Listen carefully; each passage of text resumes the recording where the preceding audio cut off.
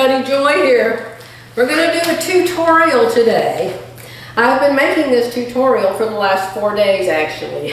And I had a disaster in that the first 5 clips I made got deactivated, deformed, lost. I don't know what happened to them. But in those first 4 or 5 clips, I showed you how to cut out the pattern.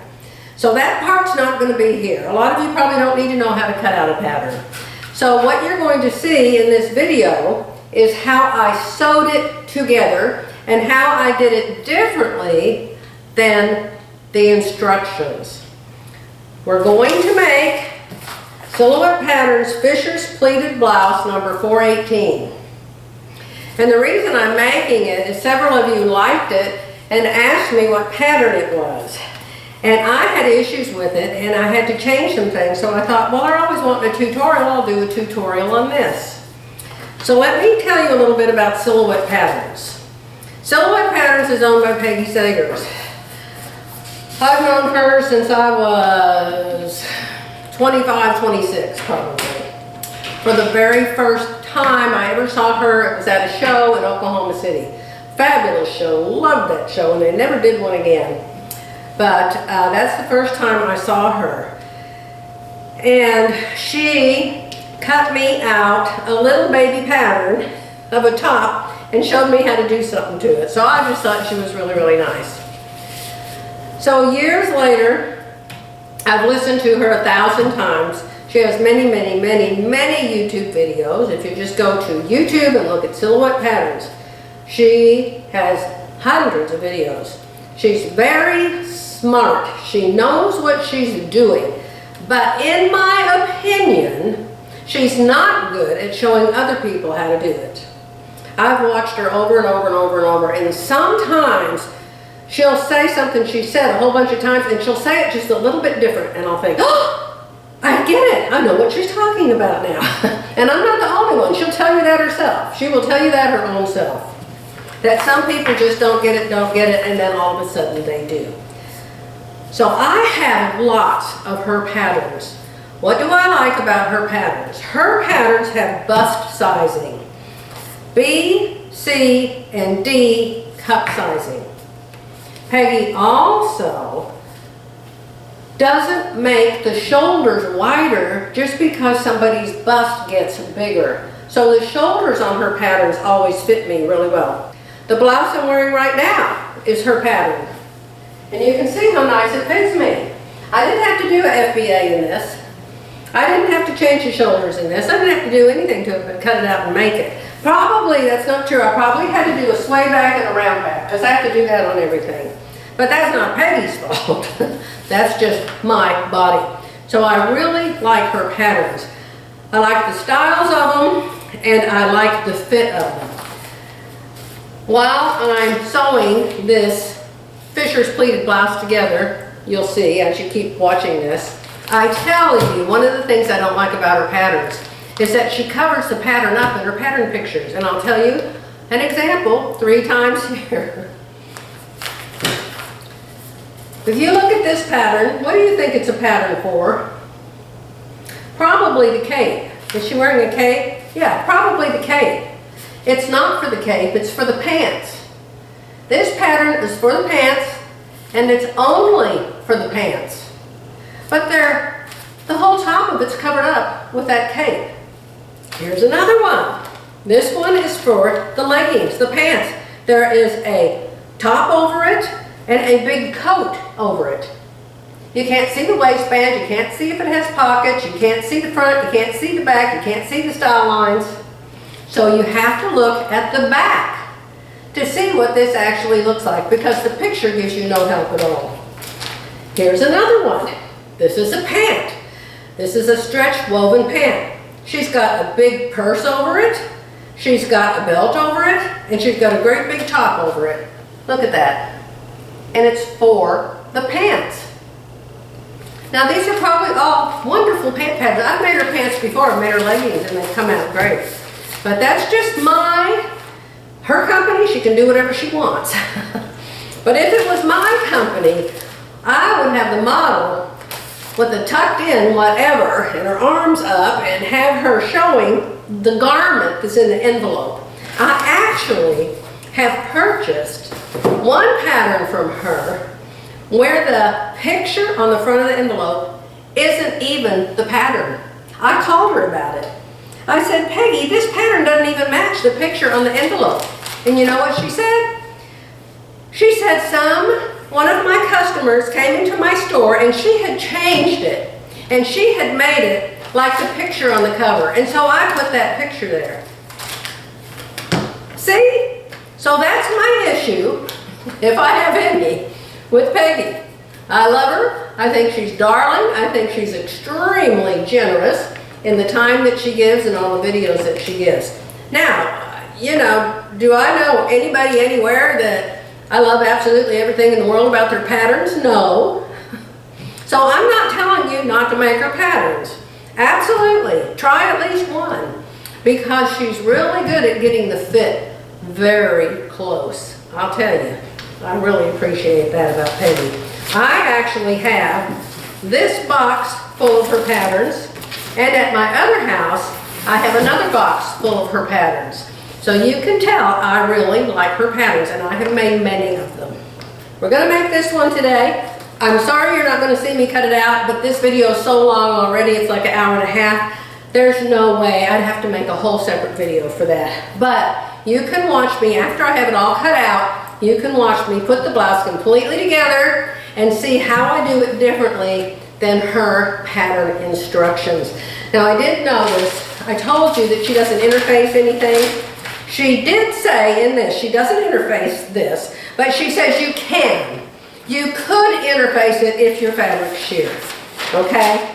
So hopefully I didn't say anything incorrectly. Anything that you hear me say from this point forward doesn't mean that I don't like her and that I don't like her patterns. I like her patterns very, very much, or I wouldn't own so many of them, okay?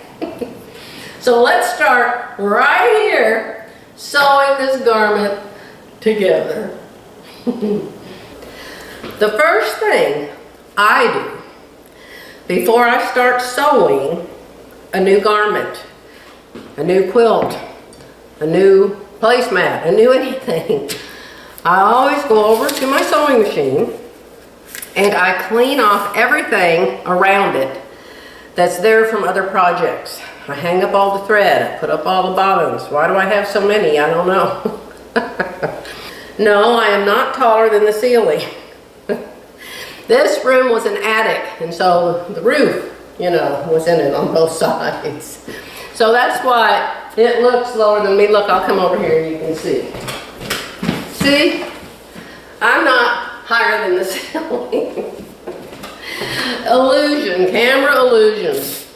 So the first thing I do is clean all around my sewing machine, put all the other threads away, have one pair of scissors, one needle ripper. Sometimes I'll have 3 or 4 needle rippers, 3 or 4 gauges, several pair of scissors, big scissors, little scissors, medium scissors, measuring tape. You know what you're going to find over there.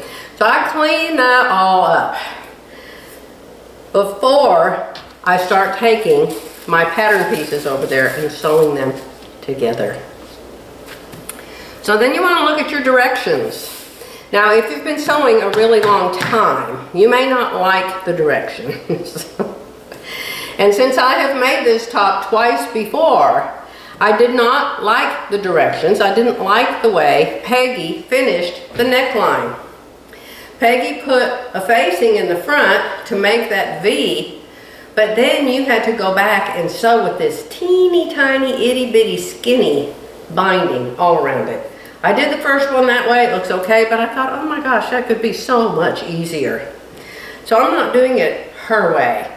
So what I did was, I made myself a couple notes on the pattern.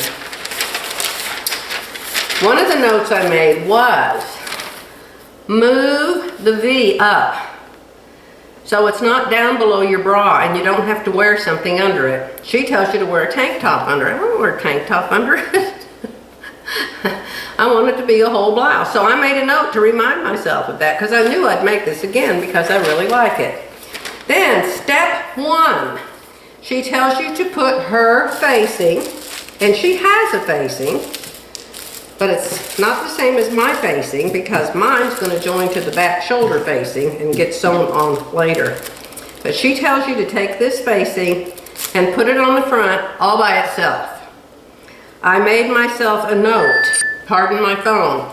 You can see how I wrote myself a note that I do mine differently. Now I'm not going to remember that if I don't make myself a note. I won't remember it at all. Let me see if I made any more notes. Oh yes. There's another note.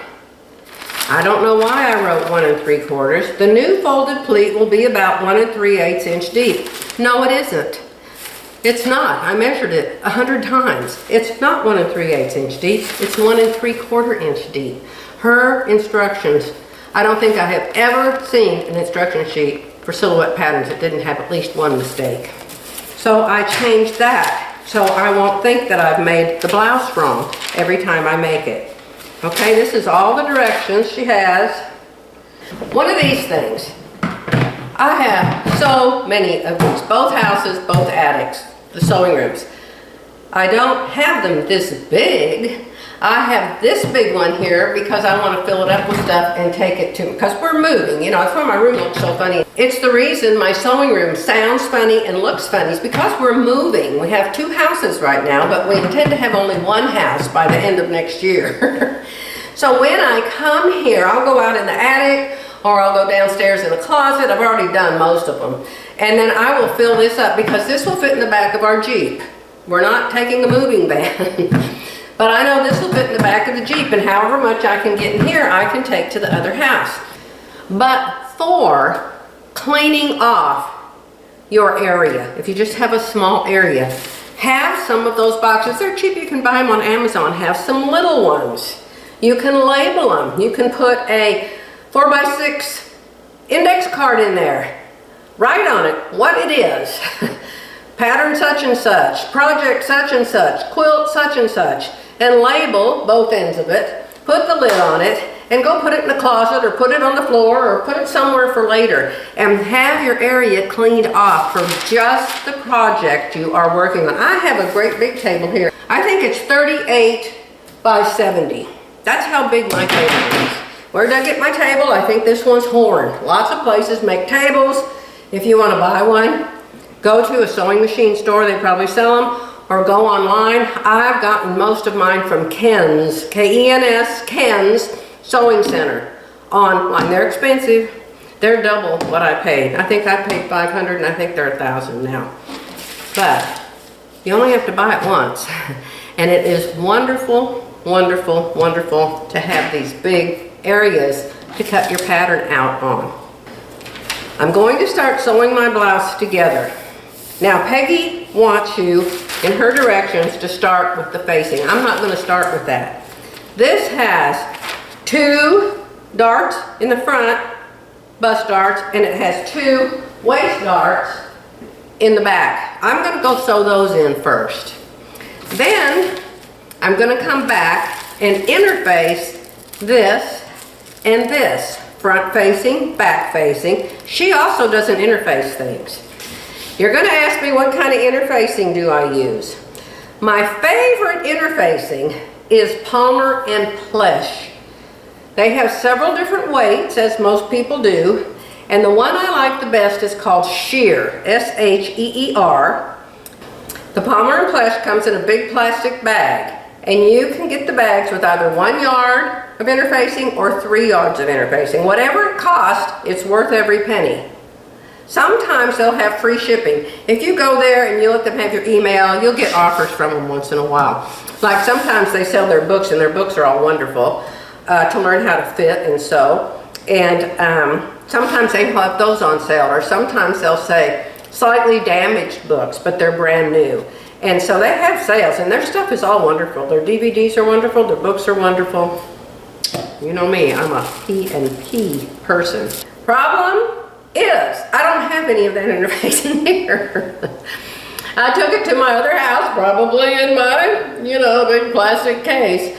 So I had to order some from Amazon. So I have this odd roll from Amazon, but so far it's worked fine for me. I have an Amazon store, There's always a link in the description box to my Amazon store. And you probably all know about Amazon stores now. Everybody that's on YouTube has one. And you can go there and you can shop from anybody's store. And if you buy anything, I mean, even if you go there to look for straight pins, but you decide to buy an airplane, the person whose store you're in gets credit for that, and they get a little commission. Little being the key word. I think the most I've ever made is $12. I know. So this is something I bought from Amazon because I didn't have any of my Palmer plush here. And it's very light, and it's a little thicker than the sheer, and the sheer is see-through really good. This isn't very see-through, but you can see through it. And it's just fusible interfacing. So look in my Amazon store if you want to try this out. I like it. It's now the interfacing from Palmer & Plush is very, very, very, very wide. I think it's 60 inches wide. And it's kind of a hassle to work with sometimes because it's so wide. But up to you. You get what you like. You know, Joanne sells interfacing, but they sell everything Pellon. Now see, this might be so skinny that I can't even fit my piece on here. Yeah, I almost can. I'm gonna go put those 4 darts in, front and back. Then I'm gonna come back and I'm gonna iron the interfacing to this and to this. And then I'll show you how you make this really cute front V. Okay, stay with me. Another thing you want to check is what needle do you have in your machine. And I always leave the little plastic package right here by my machine so I know what needle is in it. The new Schmetz needles come with little colored guides on them, and those are really nice. Have good pins. I told you that yesterday. Alrighty, so we're going to start on darts. Here we got bust darts. Now how do I sew my darts? Actually, I just changed how I sew my darts. I actually changed. On the waist darts, I used to start in the middle-ish, and go one way, and then I'd go back to the middle-ish and go the other way. But now, I'm starting at one point and sewing the whole dart in at once. This purple marker on this black fabric is not easy to see. So I'm folding it in half on the dart, and then I'm putting the pin in through the purple on this side and then making sure it goes through the purple on that side. Yours might be pink or green or orange or any other color. And there's a point here. Sometimes the point lines up and sometimes it doesn't. And this is one time when it doesn't. It doesn't line up good at all. I don't know what that's about. The point here that sticks out on the side ought to line up so the point is at the point, but mine doesn't. A Peggy issue? I don't know. It's her dart shape. There we are. Started on the purple line here, went through to the purple line there. On the bust dart, I'm going to sew from the wide end to the point. And then I'm going to keep sewing when I get to the point. And I'm sorry about all the light behind me. I closed the blinds. But I tell you, it's just, you got a 105 degree day. The blinds cannot block it out. Now see, I put that through the purple on this side and it was way off on the other side. So make sure you put 4 or 5 pins, depending on how long your dart is. Now I'm going to start on the fat end, like I said. Got my black thread in. I'm just using the regular 2.5 stitch that the machine wants to use. I have the newer Bernhardt for the even feed. So I'm going to hook that up there. The Fox have always had it. But the Bernhardts have it now. I'm sure all the machines have it now. You know, the patents run out. And then everybody does it. Like Baby Lock was the first to have the air threaders. And now everyone has them. Now I'm going to tell you something. You can't really see that purple very good on this. But You mark it with the pins, you'll know. Sorry, I had to turn my phone back on, sorry. Jerry may need me. He needs to be able to get me. He's outside working on big equipment. Okay, there's my first dart. Bust dart goes right there. Yeah. The bust darts always get pressed down. Although, you can press it up if you want to, but if you press it up, it's going to stick out funny on the side. See, if you press it up, it sticks out funny on the side. If you press it down, it blends with the side, because they're meant to be pressed down. But I have seen one of the ladies at Palmer and Plesh talk about if you have a really, really wide one, some ladies like to press it going up and it gives them like more support. So that is the first bust dart. Let's do the second bust dart. Now if you are sewing a muslin, which means a test garment, it doesn't mean you're sewing with muslin. If you are going to sew a muslin, a test garment, sew it with fabric that's like what you're going to make your final garment out of. For heaven's sakes, don't sew it with a knit fabric if you're going to make your blouse out of a woven. You have to fiddle with this. You know, turn on some music and just get ready for fiddling sessions. And don't put pins in your mouth. It's really hard to see this point here with this purple friction pen. This one's way off down here. If you could see through the fabric, it would sure be nice. You just keep doing it. Because if you don't line up the two lines, your dart's not going to be right at all. Obviously. Now if you're sewing on fabric that's not a black background like mine is, you'll be able to see your friction markers on both sides, your line. You'll be able to see it so easy.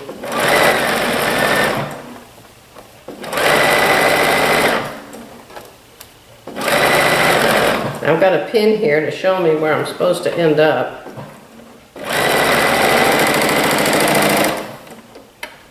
Yeah, I think I made it.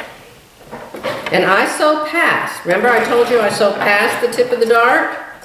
And then I go back and I sew the little tail into the dart. Come down an inch or whatever and sew the little tail into the dart fabric in the unsewn part up here. I mean, it's going to be there 1,000 years. It isn't going anywhere and it can hold that dart in. So I've got my two front darts in my blouse. Now you see this is all going to come together and be a point right there. So I've got a dart here and a dart here. Ta-da! Let's do a waist dart. The waist darts are in the back. We'll just do one waist dart. Now this is where I changed to Peggy's Way. I decided to start sewing from the point at one end and sew the dart all the way to the point at the other end. I've never done that. But I tried it the other day on whatever I was making. What was I making? Does anyone remember? The pink blouse, the pink blouse. Oh. Very good.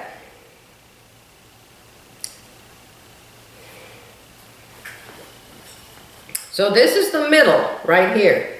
This is the bottom point. This is the middle, and the top point is up here.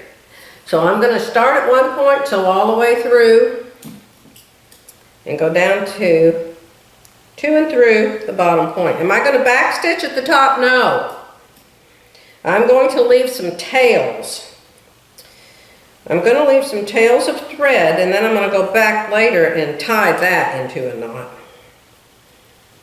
I've got 1, 2, 3, 4, 5, 6, 7 pins.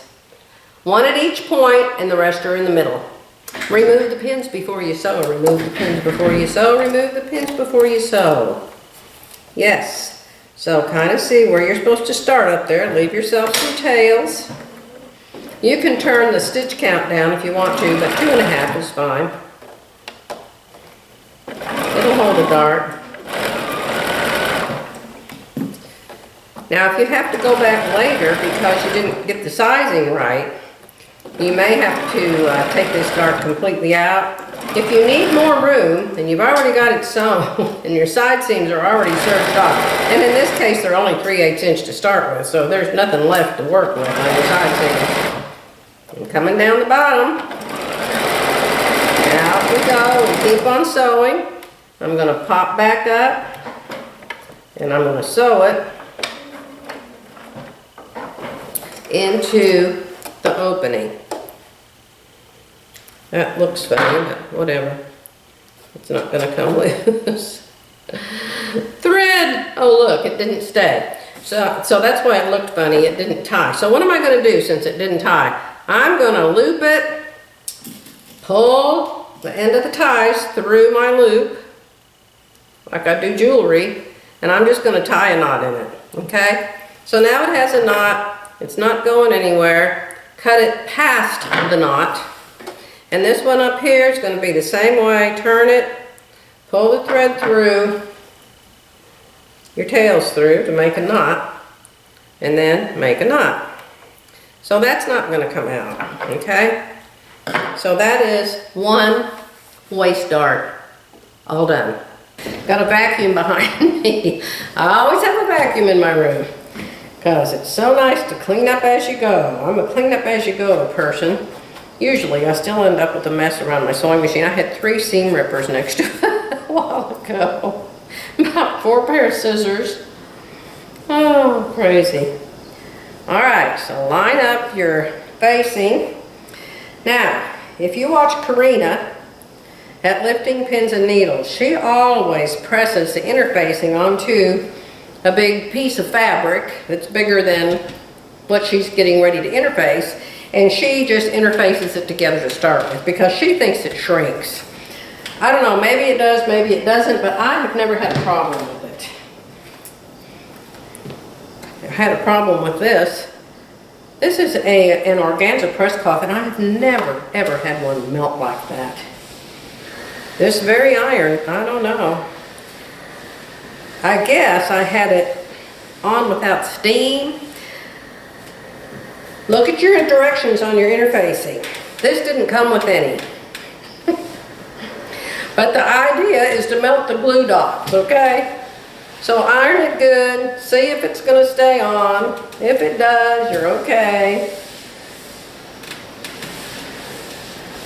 You don't want to iron it without press cloth or you'll have a mess on the back of your iron, which I do. I do have some messes back there.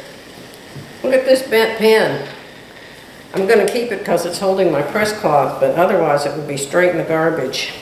I actually had to cut this little piece extra here because that roll of interfacing I'm using from Amazon isn't very wide. You probably can order it wider, but I probably didn't feel like spending money that day or something, who knows. Well, I knew I had a whole lot of interfacing at the other house. Probably intended to bring it back, but I still haven't. 2 houses can be complicated.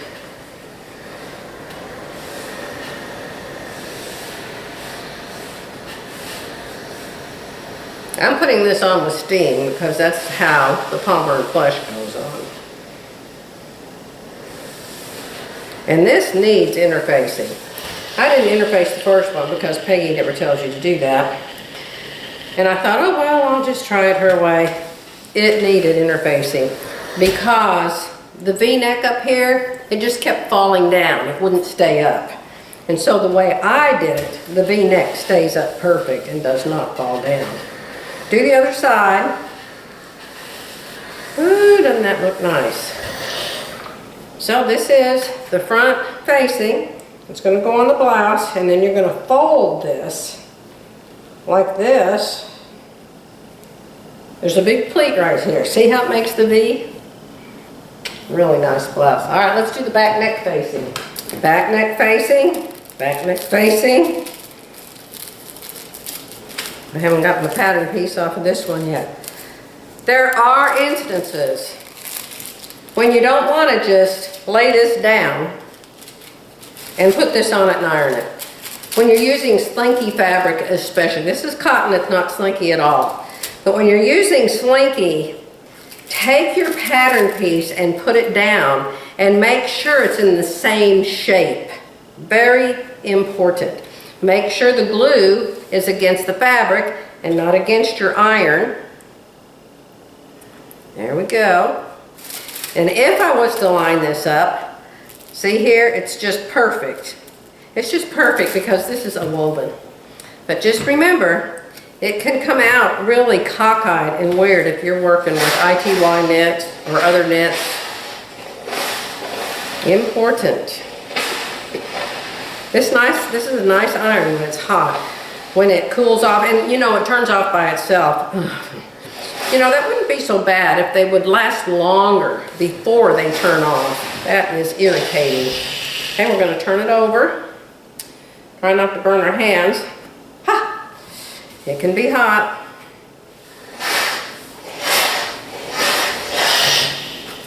So now we're going to iron. Now there's no back neck facing in the pattern. She does it strange. I didn't like the way she did it at all. She did it with that bias binding and she had it sticking up over the front. I didn't like it. I added this piece, okay? And I find it much easier to deal with. Let's put them together. I have, in my long past, put this on wrong. How do you know if you sew it like this or if you sew it like this? How do you know which way it goes on? Lay your pieces down. Put your front facing down. Put your back facing down. And if they don't make a circle, see, if I sewed it on like this, and you could sew it on like that and it would be wrong. No, that's not right. That would be right. If I sewed it on like this, see, you can sew it on like that. You could have the interfacing on the wrong side and sew it on like that, and then it would be upside down and backwards. So make sure right side up, you got a circle, front, back, and lay it down, right sides together, and line them up and sew them together. And when you are putting your pins in, you guys, why do we call women guys? When you're putting your pins in, ladies, and maybe a gentleman, my friend Jeffy, I don't know why he'd ever watch me sew. Oh man, he can sew. He made a shirt one time for a challenge we were having. Oh, it's gorgeous. Just gorgeous. When you put your pins in, it's hard to show you. Let me see if I can show you on black. Don't put your pins in like that when you're holding two pieces together. Can you tell? It took a really big bite. When you put your pins in, take a tiny bite like that. A tiny bite. And then it holds the two pieces together, and the two pieces can't move up and down on each other because there's no room for it to. So when you put it in, take a little bitty bite and take it. These are 3/8 inch seams, Joy. Don't forget. Don't forget, don't forget, don't forget. You've got 3/8 inch seams. This is my first two. So put it where 3/8 inches, in this case, 1/2 inch, 5/8, and take a little bite. So we're going to go sew this together. Then we're going to put it on the blouse and make that pleated front. You remember that I changed the directions. I'm doing the back neck the same time I do the front neck. So I have to put the shoulder seams in. You don't have to do what the instructions tell you to do, unless you're a brand new seamstress and you have no clue.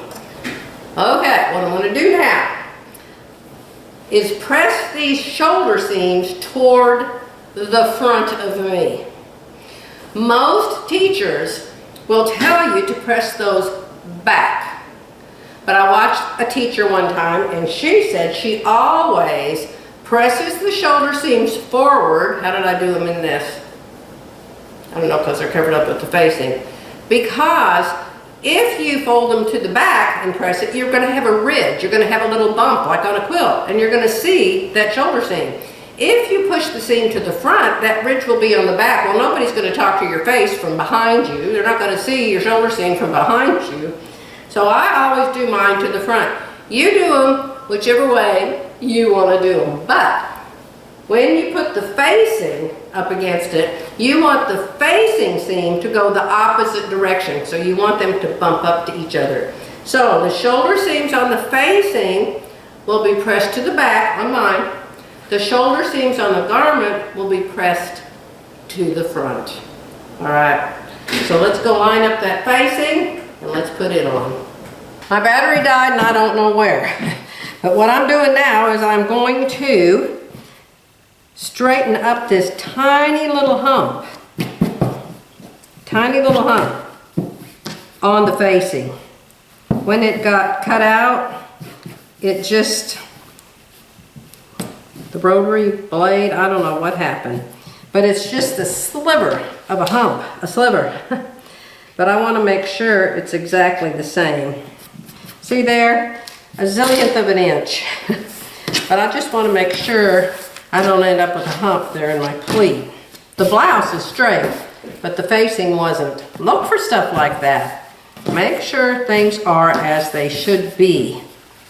I was showing you how I'm going to line the facing up with the inner facing, the white part up. Even if I had a light fabric, I would still do it this way. And I'm drawing the seam allowance on this inner facing. I can't see that green very good, and I bet you can't see it at all. So let's go to a darker color. It's on the back of the blouse, so if it doesn't come out, that's okay. So I'm going to do the 3/8 on the corners. On the corners. So I will know where to turn. You have to know where to turn. And draw past, because your needle will cover things up. So see, now I know I can sew to here, turn. Sew to here, and turn. Also, I'm going to do it up here at the point at the top, because I need to know where to turn there also. And I'm sorry if you can't see this, because this is all buckled up here. How can I make it so you can see it? Let's turn it sideways. Maybe you can see it if I turn it sideways. I told y'all I don't have a cameraman. I do tutorials so much more if I had somebody to do the camera. This takes way more camera skill than what you can do by yourself. Plus it takes several cameras. I wouldn't mind having the several cameras, but you know, I can only use one at a time. Oh, my friend Becky has several of them, I know. So I have marked this point. I have marked this point. Now I want to mark this point. 3/8 inch. That is if your seam allowance is 3/8 inch. If yours is 5/8 inch, you're not going to do 3/8. Sorry about my phone, y'all. See? So now I've got my point right there. So I'll sew to that point and turn. And then over here. If you don't have this on there, you're not going to know where to turn, and you're going to end up with something that doesn't look very nice when you turn it out. When you turn it to the right side, it's not going to look very good. Okay? So now I've got 1, 2, 3, 4 turning points for me to look at when I'm sewing this facing to this top. This will help you so much. And the good thing about 3/8 inch, there's one really good thing about 3/8 inch is you don't have to trim the seams. I'll cut this and I'll cut this to the point, but you don't have to trim the seams because they're only 3/8 to start with, so you don't need to cut a 1/4 inch off. You'd have nothing left. But when you have a 5/8 inch seam, you would have to cut this off. I have my facing all pinned and marked, as I was telling you about. I am going to sew this with the facing on top. I have shoulder seam on the facing going toward the back, shoulder seam on the garment is pressed toward the front. I have the back facing sewn under the front facing, unlike the pattern. Remember that. I'm doing it different than the pattern. I didn't have to draw the friction marker on the back because I can sew that without coming up to a point where I have to turn. If you need a point where you have to turn, you also will want to use an open toe foot so you can see that point when you get to it. Let me see if I can get you close enough that you can watch me sew that. I'm going to change the foot to an open toe foot so I can see my little points.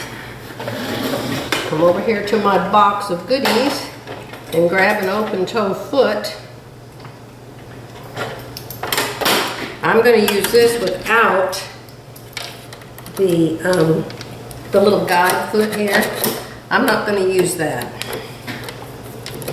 Just I don't have an issue with the fabric on the top moving differently than the bottom.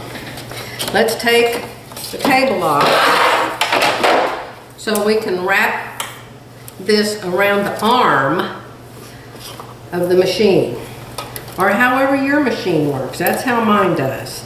Now I have a new foot on here, and this new foot doesn't automatically make 3/8 inch like my other foot did. My other foot just automatically landed on 3/8 inch. This might, but I'm going to measure it.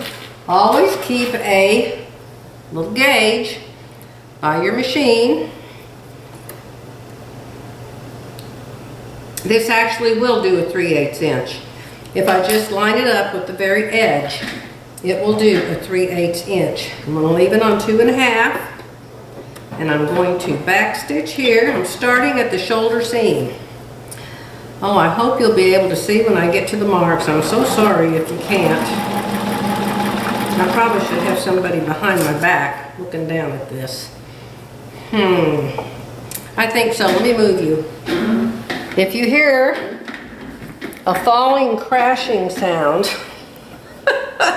that will be me falling over the tripod. Take out your pins before you get to them. You know how to turn a corner. This is your turning wheel right here. Your hands. Your hands are your best tools. So when you turn, you just turn with your hand, see? It's just so easy. So nice. If you're so brand new to sewing, you've never had a machine before, start out sewing on paper like I do with my kids. Now this is a Bernina, so it has a knee lift. I'm lifting that foot with my knee. That's why you have to have a Bernina. However, I think that patent ran out and all the machines have that now too. The machine companies are all copying each other. It's so cool. So I'm getting ready to come to my first turn. Go slowly. It's not a race. It's not a race. We'll see if I'm on my 3/8 inch. Yes, we are. So when I get to, I'm going to turn my stitches down right there so it'll land right dead center.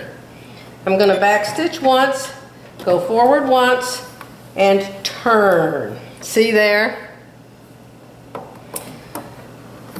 You might be able to do that without making a mark, but I like to be extra safe and just be sure, because it makes the whole garment look so much nicer if you sew everything straight.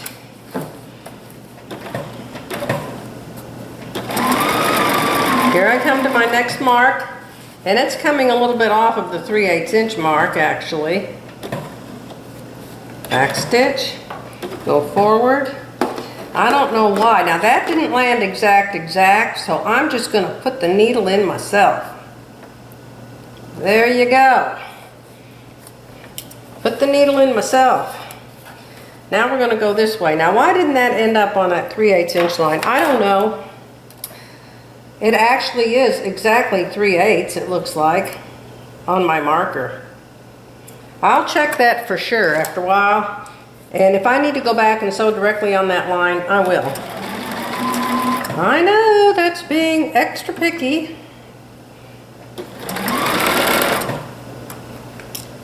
I may just not have had my foot in far enough. Who knows? I will go back and do it because this one's coming out perfect this time. All right, turn your thing back down so you can hit that right on. Bam! That looks just right. Maybe a hair, just a hair. Bam! Dead center. See, this sewed right on my line. So I think I need to just bring my foot in a little bit there. And I will go back and do that. See, it's sewing right on the line here. So we're going to come back up to this point now. Remember, there's 4 of them. You're going to have to keep, you know, adjusting. Adjusting. I've still got it turned down to the lower stitch here, which is fine. Just pray you don't have to, oh, that landed absolutely perfect. Back 1, up 1. Turn and go the other way. Now we're going to use our steering wheels over here. Our finger wheels. Let's call them finger wheels. Use your finger wheels and turn. Why don't you have any pins there, Joy? I don't know. I should. And here's where I started. Using my finger wheels. Okay, all done. I'm going to come back over here to where I was a little bit, just a hair away from the line that I drew. And just a hair away from the point. And I'm going to go over it again. Why didn't it work? I don't know. I think I was just too far over on the side there. I was too far in from this edge. See, is the issue. So let's try now and line it up with the white. There we go. I'm lining it up with the white now. This is interesting. Make sure everything's right underneath or you're going to have a mess. Now I'm just looking at the needle. My eye is right here. My eyeballs are looking at this. Not the needle so much. The needle's going to go up and down forever. But I'm looking to see that the needle is driving down the middle of that road. Boom! Hit it right on that time. Turn it and go this way. Look at that, right on. Back stitch. Yes. All right. Way to go. So let me back you off a little bit here. Don't need to be quite that close. I hope. Now we're going to cut to this point. We're going to cut to this point all the way to but not through. Don't cut through your thread. That would be bad. Now this is not a curve, so we don't have to clip it. In my sewing school, you don't have to clip a straight line. Now in somebody else's, you might. You have to clip the curve. So what I do is, I clip one side at an angle, going one way. Then I clip the other side at an angle. You want it to go the opposite way and go in between what you did on the other side. Why? Because you will never see this. When you're done with the blouse, on the outside you'll never see teeth or notches or anything like that. And when you get done clipping, you should be able to pull it apart like that straight. That's the point of it. Okay? Looks like I could use one more clip. Right there. Those you don't have to go all the way to the stitching. Just go. Leave yourself 1/8 of an inch. All right? Where else do we have a curve? We have a curve over here. So let's clip it. It doesn't have to be clipped the exact same way as the other one, just one way on the top and another way on the bottom. And we're going to turn it over and we're going to see what way we went there. We went that way, so we're going to go this way on this side. Okay? Pull it. Does it go straight? Yes, it does. Here's another curve, the back neck. So we're going to clip it the same way. Another little hump right there in my interfacing. Okay? Going to do it the same way. You could just do both layers. In fact, I just did there, cut both sides. Oh wait, is that a crimp? Look what I have, y'all. I have a crimp. Wow, I've never had that happen before. Look, I didn't even think to look because that never happens to me. But I have a crimp where I was sewing that facing on. I've got to cut that out. You can't have a crimp there. Look, you've got a big fold, icky. So we are going to take that out. Thank goodness I didn't clip too far. You should have a seam ripper. Usually I've got 3 or 4 of them. And if I had it on the little tiny stitches, then it's not going to be that easy to rip out. Yes, I can see that my fabric. You remember I said I don't know why I don't have pins in this area? I'll bet that's this area. I'll bet you that's what this is. I should have had pins there holding that together, and that way it wouldn't have let go and scooched. Pins are good. There are several sewing teachers out there who will tell you you don't have to pin. Peggy Sagers is one of them. I disagree. Philly disagrees. We disagree. Pins are our friends. Pins hold things together. So, this is on the back neck that happens. So we're going to sew it again. Hold your thread. Always hold your thread when you start sewing. I don't know why you have to do that, but you do.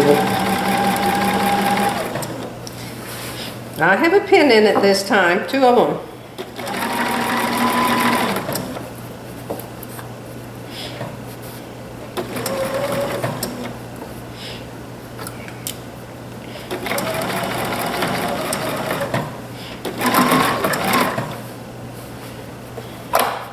Make sure you don't have another crimp under there. I have a thread cutter in this machine, but it's not working for some reason. What am I sewing on? I'm sewing on a Bernina 740. I have one at this house and one at my other house. All right, so we got the crimp out. You gotta get the crimps out. The tucks, the crimps, the pinches, the whatever you want to call them, the little folds. I'm just going to keep going this way at an angle. Why at an angle? Why don't I just cut straight? Because if you cut something on the bias, it doesn't ravel as easy as if you cut it straight. That's my understanding. I learned that from Louise cutting. Philly and I both did. So we're going to do this side the other way. Get in between and go the other direction. And try to cut in between your notches on the other side. That way, you've got a curve, but when you pull it, you can pull it perfectly straight. Because when you put it on and off your body, you know, you pull on it. The next thing we're going to do is we're going to do what's called understitching. We're going to press this seam toward the facing. This is the facing. This white stuff is the interfacing, ironed to the facing. You're supposed to finish the edge. I will finish it with a serger. You can turn it under a 1/4 inch and hem it. I never finish mine until I've got it on. I don't know why, I just don't. It doesn't ravel or make a mess or anything. So I'll go to the ironing board and I will press this seam toward the facing. Then I will come back here and I will sew it. I will sew the facing to the facing. Okay, I'll be back. I brought you over here so you can see how I press this. I don't just lay it down on the ironing board and press it. I use a hand. This is going to go around my neck. My neck isn't flat. My neck is round. So I want to be able to press this on something round. If you don't have anything like this, you can roll up a magazine, you can roll up a blanket, you can figure out a way. See how I'm pressing the seam?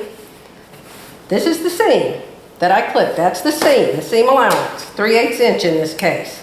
And I'm pressing it toward the facing.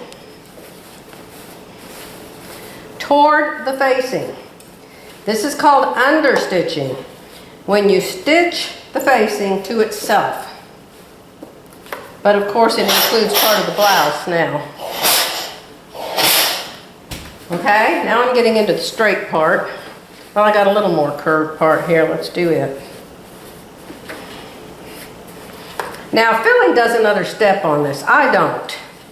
And I'm not sure why Philly does it.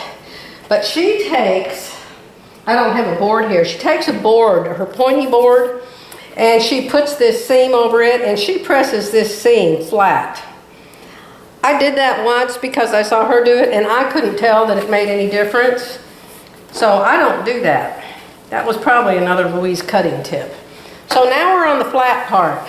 So when you get to the flat part, get your flat board, this, and put it up on the flat one. You want to be able to get the rest of everything out of your way, see, is the point. You don't want to iron the entire blouse, you just want to iron this. So I'm ironing all that toward the facing. Here's that very bottom part that's going to be a pleat.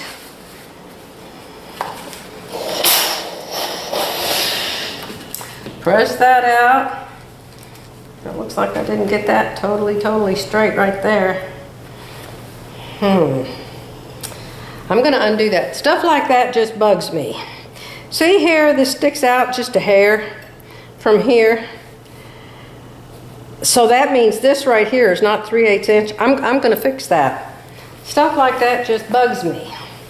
And maybe when I get that pleated and turn it all forward, it's going to look funny. I think, what's wrong with that point? What's wrong with that area right there? Why does that look bumpy? Or why does that look crooked? Or so if I see things like that, I fix them.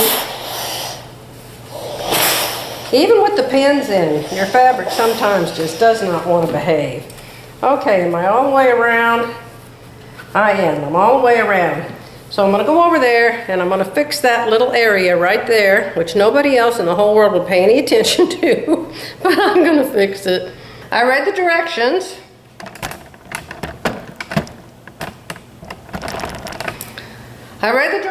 And as usual, I have a disagreement with Peggy. She does not understitch this. I don't know why she doesn't, but she doesn't. But I'm going to. So you come to the wide side of the facing, if you can find it. Right here is the back. Let's start on the back. Now let's start, you're not going to be able to do where those little points were. So let's start a little head of one of those points. And we're going to be sewing on the facing side, not the white side. The print side, the fabric side. We're going to sew on it because we want to be really close to this seam right here, and we want to pull it apart a little bit while we're sewing it. We want to make sure that that is going to stay in the back where it belongs and not in the front. Let's go. What foot am I going to use? I'm just going to see if this foot will work since it's the one that's on here. It's a wide open toe. You want to use a different foot, use a different foot. Now what I'm going to do is I'm going to line up my eyes, watch here. When I sew, my eyeball's right here. I'm going to line up this edge of this toe on this seam right here. And we're going to stitch right next to it. Now I stitch with a zigzag. The patterns won't tell you to stitch with a zigzag. They'll tell you to just stitch with straight stitch. Make sure you got your thread wrapped back in the back. I keep losing my spot. Where's your spot? Where's my spot? Because you need to hold your threads. You want to make sure as you're sewing this that this seam, two of them, here's the blouse, here's the facing. You want to make sure both of those are going toward the white interfacing. You're sewing this to this. You're sewing this entire seam, splits and all, to this. And I'm going to use a zigzag. I just like to. Most people, the directions always tell you, and I'll take a couple straight stitches, then I will choose a zigzag, and then I'll figure out that I don't want it that close together. I'll make it farther apart. I don't need it that wide. You can see it on your screen. See, just play till you get one you like. Let me see if I like that. These little screws on the back of your feet, they always fall out. I figure if it wants to be out, let's let it be out. There you go. I like that one. Maybe a hair wider. That way you know you'll make the whole thing. And you're separating it this way, pulling it this way, and as you go, you're making sure that if it's a curve, you're curving. If it's straight, you're going straight. And as you do, these clips you made back here, they will separate where they need to make this go well. And chances are, you'll miss some of it. See, I'm pulling. Let's get that string out of there. I'm pulling it like this and feeding it. And making sure every time that seam is up there against this. Those two layers of that seam allowance are being sewn to this.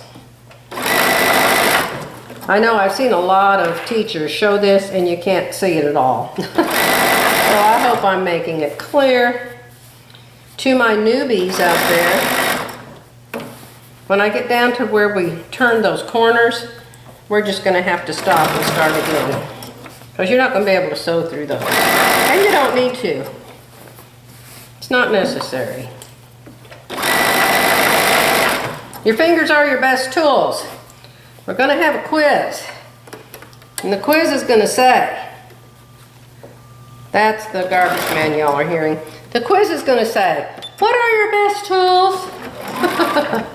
And you're going to say, my fingers.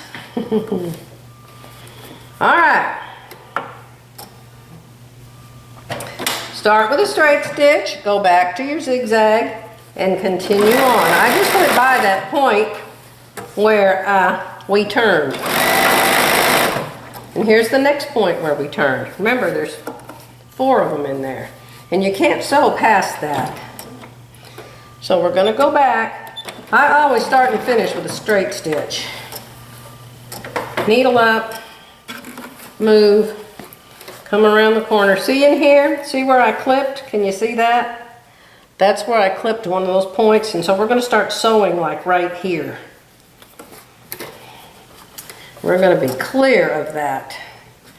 Straight stitch, back stitch, put it back on my zigzag. I don't think zigzags lock, so that's why I do that. And that other clip is right here. We've already found it. So we're going to do straight stitch. What happened to my straight stitch? Well, my straight stitch isn't choosing. Make sure your computer's paying attention to what you tell it to do. We're going to move around that corner. They were corners is what they were. Sharp corners. Sharp turns in the traffic.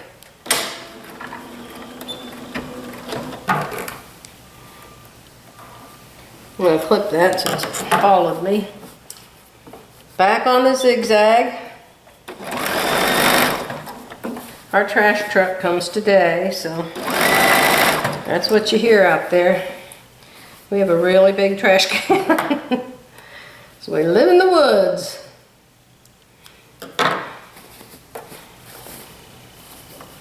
There's another corner coming up here. Remember, there was 4 of them.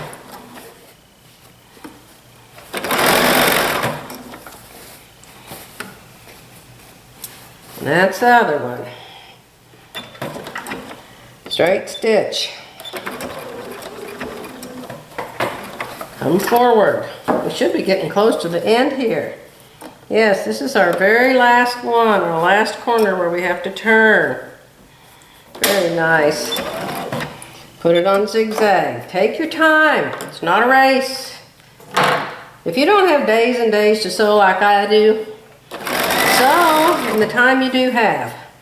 Make sure the kids are in bed. Make sure your husband's not going to bother you.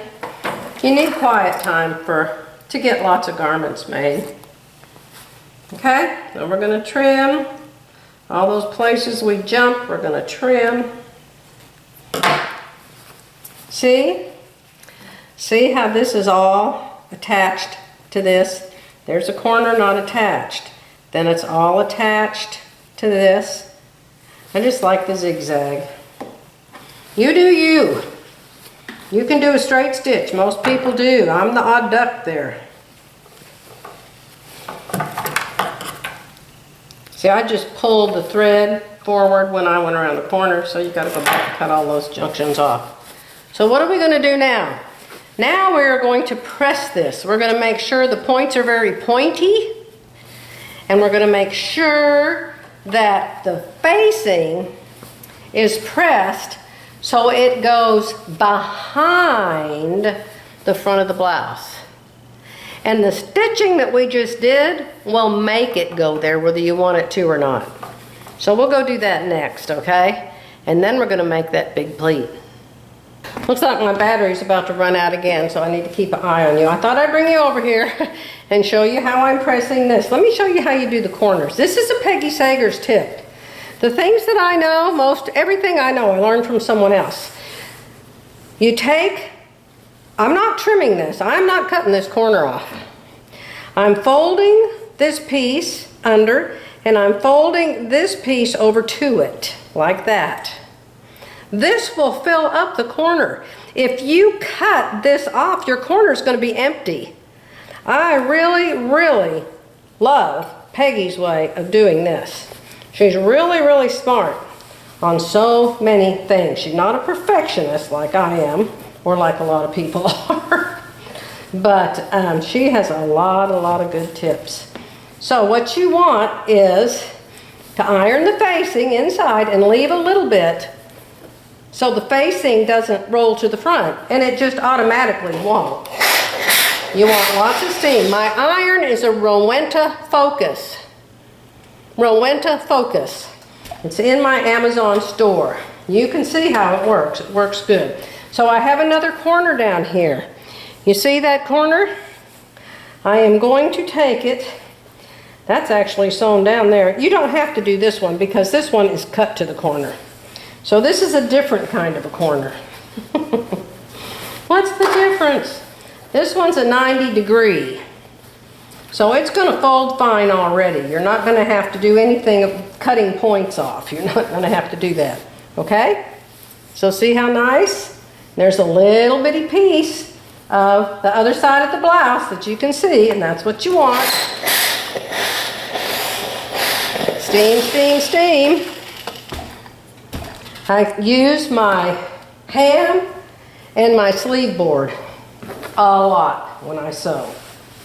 Keep going around, around and around.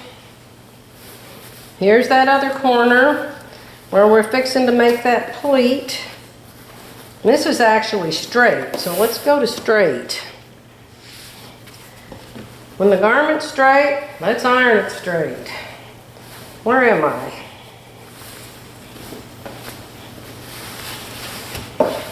All right, I want to be on the facing side. Yeah, it's interesting. Let's get that out of the way. Fiddle, fiddle, fiddle. You have to fiddle.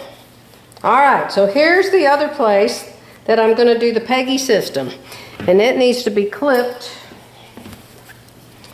This needs to be clipped right there. It's where I turned and that thread followed me. So here, where you have the point, that's where you're going to fold and fold. You're folding on the sewing. See the sewing line? You're folding on the sewing line. Then you're going to hold it with your thumb. Then you're going to turn it. And it's almost 100% of the time going to make an absolutely perfect point. Now, if it doesn't, don't stick anything up inside. Let me get you so you can see better. If it doesn't come out perfect like this, don't stick one of those things up inside. You take a pin and you put it here and you pull out, okay? Because if you start poking up inside, you're just going to poke all that stuff where it doesn't want to go. Well, it wants to go there, but you don't want it to go there. Ah, look at that. Isn't it beautiful? Look at how perfect. That's where that big pleat's going to be. And here's the other point. This is the top of the neck. And this is where her pattern tells you to put that skinny binding all around the neck. No. You can see mine is finished, my neck is finished, my front's finished, my back's finished. It's wonderful. And I don't have to do all that crazy stuff. I don't have to mess with some skinny, itty-bitty, teeny-weeny binding. All right, well, let's do this. I haven't put the side seams in yet, so, you know, you can just open this all the way up. Let's press this. Make sure it's all pressed. Now is when I will take this to the serger. And you could have done it already. No reason in the world you couldn't have serged that already. I just always wait until I have it in for some reason. I don't know why. But you do you. As I always say, look at that. Isn't that just lovely? It's just lovely. Let's turn it to the other side and look at it. Look at that. How nice is that? Do you see how none of the facing is coming toward the front? This fabric is going just an itty-bitty, teeny-weeny 1/16 of an inch around the back. So it's finished really, really nice. My camera's about to die. Gotta go. Had to change the battery again. So here's a step that was her step one, but you can see how far I'm into this. So what we're going to do now is this. She says to bring point 1 over to point 2 and come 1/4 inch past point 2. Then she says that will be 1 3/8 inch. You watch. I've made this 2 times before and neither time did it come up to be 1 3/8 inch. So this is point 1. Looks like I could press that a little bit better. And that too. This is point 1. We're going to bring it over to point 2 and 1/4 inch past it. See how you have a V-neck now? So I'm going to pin that right there. Is where she said to do it. And I'm going to make sure that it's lined up right.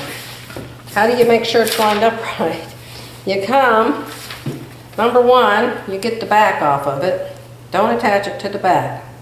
All right, we're going to attach that again. Let's get the back there out of our way. I don't have the side seams in yet. So your pleat is going to be all the way down the front. But you want to make sure that it's in the right place up here at the top. Can you see that my camera's flashing something? So let's see if this comes out to 1 3/8 inch. I'm going to put this in here and measure it. So this is 2 inches. I've come up with 1 3/4 in the past. And I think what I do is I just moved this over to the edge instead of 1/4 inch past. Not sure on that, but there is no way that comes up to 1 3/8 inch when you go 1/4 past. Okay? So this part here is something you're going to have to fiddle with a little bit to get your V in. But notice that the way I did it, the entire neck is finished, and we don't have to go back later and finish that with that skinny little binding. We're going to move point 1 to point 2, somehow try to get it to 1 3/8 inch, which it never will be. Then we're going to sew across it with 2 stitches like that. Doesn't look very pretty finished like that. Those stitches show, but you have to finish it. So I'm going to go ahead and do that. I don't think you need to watch me put the side seams in. I'll show you how I do a sleeve after a while. I know a lot of people find that interesting, how I do sleeves. Now Peggy will also tell you to put the sleeve in while this is open. I never, ever, ever, ever, ever do it that way. I always sew the side seams in, and then I put the sleeve in round, in the round hole. You do it how you want to do it. Does Peggy show putting the sleeve in like I just said? Yeah, she sure does. How she gets the gathers in that sleeve is beyond me, because she hasn't even gathered it. So, like I said, her instructions and I don't see eye to eye. I haven't checked yet, so let's check together. Both sleeves are in. I had to make a bobbin, of course. And they need to be pressed. Look at that. Not a single pleat, fold, nothing. My favorite thing. No tucks, no pleats, no nothings. Really, really nice. Now, I'm going to turn it, and see, they're already hemmed. I'm going to turn it inside out again, and I am going to push the sleeves in like that, and I'm going to come over to the serger, and I'm going to serge this whole seam allowance that I just put in. Then I'm going to press them, and I'm going to press that seam toward the sleeve. All of my blouses, the seams are pressed toward the sleeve. Some people tell you to press it toward the garment. I don't get that. You want the fullness in the sleeve head here. That's why you put all those gathers. But you do it how you want to do it. All right, I'm going to serge this, press it, and then I'm going to put it on and show it to you. Here's my serged armhole. See, isn't that nice? So, we're going to get out our sleeve board, make sure our iron's hot. I've got distilled water in my iron, and we're going to press this seam toward the sleeve. We aren't going to do it, I'm going to do it. Why do people say we in their YouTube channels when there's only one person? I don't know, but they do. You gotta have a sleeve board if you're gonna make your clothes. Or invent one out of something. Towels, magazines. Does anybody even get magazines anymore? I think everything's on YouTube now. E-magazines. And I don't like them. Because I don't want to pay for the ink or the paper to print them out. So I don't like that.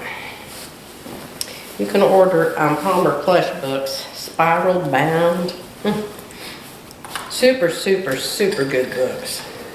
Those Palmer plush books. I think I've told you that before. Palmer and Plesh. Plesh. P-L-E-T-S-C-H, something like that. You know how to spell Palmer. Ah, well, I'm going to change my clothes just for you. Even though I'm not going to wear this today because it's for fall. I don't want to wear black on a 100-degree day.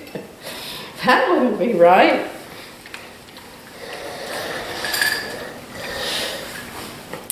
But I will. I'll put it on for you in a minute.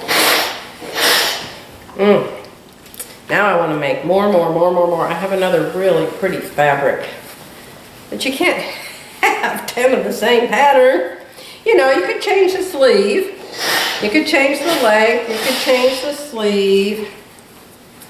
But when you have something, you know, that you've made several times and you know you can just make it. And you don't have to fix anything to fit you. It is so nice, okay? So I've got the seam pressed toward the sleeve. Another thing that I usually do, I said that I was going to put fray check up here where I wasn't able to serge all the way on that shoulder seam. I think what I'm going to do is just fold that down and I'm going to stitch it. And that way it will stay down and that won't be able to come unraveled. I don't think it would anyway. I hardly ever wash my glasses because I don't wear them very much. I'll be back in a minute. Good. Thursday? Are we up to Thursday? Good Thursday morning. I didn't get a chance to put this on yesterday because we had to go somewhere. So I'm putting it on today and showing you my first try on after it's done. It's not really done yet because there's something else I want to do before I'm really happy with it. Can you tell what that is? What's too big? What's too big that's on here? Obviously, it's not the belly. It's not the hip. Remember, we're talking about a silhouette pattern called Fisher's Pleated Blouse. It's in the description box below. I like it very much, except the sleeves. I've made this 2 times before, but my other 2 garments are at my other house, and so I don't have them here to check them. And I forgot that on the other 2 garments, I fixed the sleeve being so big. Now, how do you know if you should fix the sleeve or not fix the sleeve? And of course, if you're not super picky about everything like I am, you probably think it's wonderful. But on me, I don't like it to be the part that's left as big as my arm part. You understand? I want it to be closer to my skin, to my bone. But you have to have at least 2 inches of ease in your sleeve. But look at this. When I measure how much ease I have in this sleeve, I've probably got 5 inches more than my arm needs. I need 2 inches. You need 2 inches, but I've got probably 5 there, so I could remove up to 3. I'm not going to remove 3, I'm only going to remove 2 on each side. It's something you can do after the blouse is hemmed, all completely done and everything. I will show you how to do that real quick, but then I've got to end this video because I think it's gone over an hour and it's just getting too long. Let me do that and I'll be back. Alright, I've got another fall top on. Thought I needed something with my black pants, even though I'm only going to have it on 10 minutes. This is a Sure Fit Designs. And I have shoulder pads, little skinny shoulder pads in this. And you can see that the sleeves are too big on this too, but they're not as big. Not as big. So I didn't change them on this. But you can tell I like fall fabrics, can't you? So let's take a tuck. Is it called a tuck? A tuck, a pleat? All my lights on so you can see me? I think you can see me. We're going to turn the garment inside out. I'm going to fold the sleeve on the seam allowance right here under the arm. I'm folding it right there. And then I'm spreading it out flat. Do you see the flatness thereof? And I'm going to take a 2-inch pleat to narrow this sleeve. So I'm going to draw a line 1 inch over on this fold right here. Because you have the top and the bottom. So you have 1 inch here and 1 inch here, and if you add them together, you got 2 inches. Get yourself some friction markers if you don't already have them. You have to have friction markers in this world. I'm looking for my ruler. Okay, this is my Quilter Select 1.5. I love this ruler. I love it so much, I've actually bought it 3 times. So I am going to draw a line 1 inch in and 2 inches up. This sleeve is long enough, I think I could do 2.5. I usually do 2 up and 1 in. Here's a turquoise one, let's check it out. All right, so there's that mark. I'm gonna need chalk for the black. All right, so I've drawn 2.5 inch line by 1 inch.